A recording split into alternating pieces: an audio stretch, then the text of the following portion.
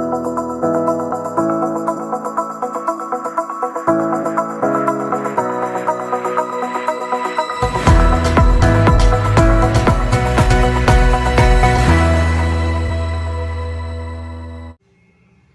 Friends, welcome to 4 star studios. வாங்க இன்றைக்கி ஒரு சூப்பரான சட்னி ரெசிபி பார்க்கலாம். இது செட்டிநாடு ஸ்பெஷல் கதம்ப சட்னிங்க. கொத்தமல்லி, கருவேப்பிலை, வெங்காயம், தக்காளி, இஞ்சி, பூண்டு அப்படின்னு எல்லா பொருள்களும் சேர்த்து நம்ம வதக்கி இந்த சட்னி அரைக்க போகிறோம். இது ரொம்பவே சூப்பரான ஒரு டேஸ்ட்டில் இருக்குங்க. இட்லி, தோசைக்கு ரொம்பவே ஒரு பக்காவான காம்பினேஷனாக இருக்கும். கண்டிப்பாக இந்த ரெசிபி நீங்கள் ட்ரை பண்ணி பாருங்கள். எல்லோருக்குமே ரொம்ப பிடிக்கிற மாதிரி இருக்கும். இப்போ பாருங்கள், இந்த சட்னிக்கு நம்ம முதல்ல வதக்கி எடுத்துக்கலாம் எல்லா பொருள்களையும். அதுக்கு ஒரு பேன் ஹீட் பண்ணிவிட்டு அதில் ஒரு 4 டீஸ்பூன் எண்ணெய் சேர்த்துக்கோங்க. எண்ணெய் ஹீட் ஆன பிறகு அதில் ஒரு பெரிய வெங்காயம் நான் கட் பண்ணி சேர்த்துக்கிறேன். நீங்கள் சின்ன வெங்காயம் கூட இதுக்கு பதிலாக ஒரு 10லேருந்து 15 சின்ன வெங்காயம் உரித்து சேர்த்துக்கலாம். அப்படி இல்லைன்னா பாதி பெரிய வெங்காயம் பாதி சின்ன வெங்காயம் அப்படி கூட சேர்த்துக்கலாம். சின்ன வெங்காயம் சேர்த்தா இன்னுமே நல்ல டேஸ்ட்டில் இருக்கும். நான் இன்றைக்கி ஒரு மீடியம் சைஸ் பெரிய வெங்காயம் சேர்த்து ஒரு 2 நிமிஷத்துக்கு லைட்டாக வதக்கிக்கிட்டேன். இது கூட ஒரு 7-8 பல்லு பூண்டு சேர்த்துக்கோங்க. ஒரு 1/4 இன்ச் அளவுக்கு இஞ்சியை இந்த மாதிரி சின்ன சின்ன பீஸாக கட் பண்ணி அதையும் சேர்த்துக்கலாம். ஒரு பச்சை மிளகாய் நடுவில் கீறிட்டு அதையும் சேர்த்துக்கலாம். இன்னும் 2 வரமிளகாயும் சேர்த்துக்கலாம். காரத்துக்கு இந்த பச்சை மிளகாய், வரமிளகாய், இஞ்சி, பூண்டு எல்லாமே சேர்க்கும் போது நல்ல ஒரு சூப்பரான டேஸ்ட்டில் நல்ல வாசனையாக இருக்குங்க இந்த சட்னி. இப்போ இதெல்லாத்தையும் சேர்த்து நல்லா ஒரு நிமிஷத்துக்கு நல்லா வதக்கிட்டு ஒரு 1/4 டீஸ்பூன் அளவுக்கு பெருங்காயத்தூள் சேர்த்துக்கோங்க. பெருங்காயத்தூளும் சேர்த்துட்டு நல்லா கலந்து விட்டுடலாம் ஒரு தடவை.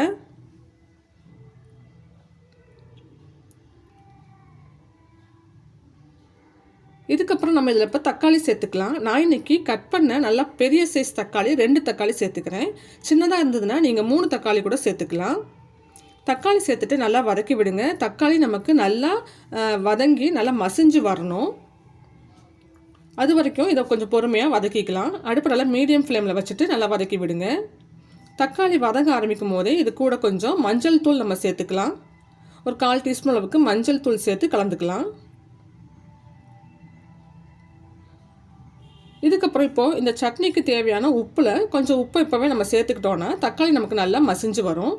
சட்னி அரைச்ச பிறகு டேஸ்ட் பண்ணி பார்த்துட்டு தேவைப்பட்டால் இன்னும் கொஞ்சம் உப்பு சேர்த்துக்கலாம். இப்போ கொஞ்சம் உப்பு சேர்த்து நல்லா வதக்கி விட்டுடுங்க. தக்காளி நல்லா மசிஞ்சு வர வரைக்கும் நல்லா வதக்கிக்கணும்.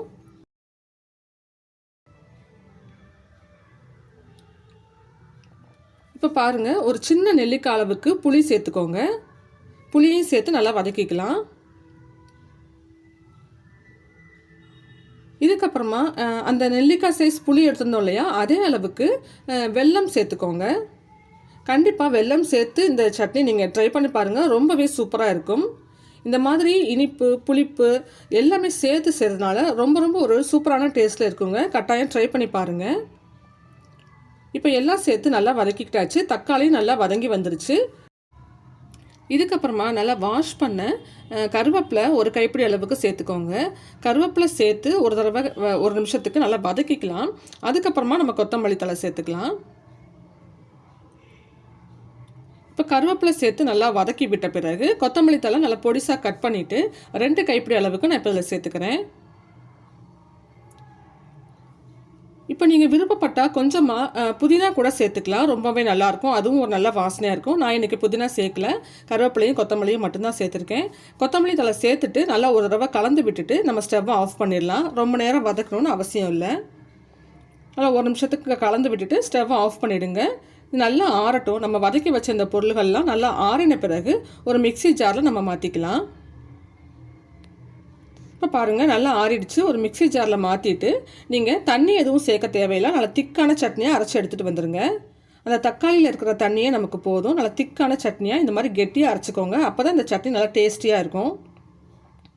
இந்த மாதிரி அரைச்ச பிறகு இதுக்கு தாளிப்புக்கு 1/4 டீஸ்பூன் கடுகு, 1/4 டீஸ்பூன் உளுத்தம்பருப்பு, கொஞ்சமாக கருவேப்பிலை சேர்த்து தாளித்து அதையும் இதில் சேர்த்துட்டு ஒரு தடவை நல்லா மிக்ஸ் பண்ணி விட்டுட்டிங்கன்னா ரொம்ப டேஸ்டியான செட்டிநாடு ஸ்டைல் கதம்ப சட்னி ரெடி ஆயிடுச்சுங்க.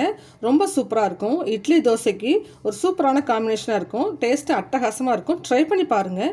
இந்த வீடியோ உங்களுக்கு பிடிச்சிருந்ததுன்னா லைக் பண்ணுங்கள். உங்கள் ஃப்ரெண்ட்ஸ் அண்ட் ஃபேமிலி மெம்பர்ஸ் கூட இந்த வீடியோவை ஷேர் பண்ணிக்கோங்க. நம்ம சேனல் 4 ஸ்டார் ஸ்டுடியோஸை சப்ஸ்கிரைப் பண்ணி வச்சுக்கோங்க. தேங்க்ஸ் ஃபார் வாட்சிங்.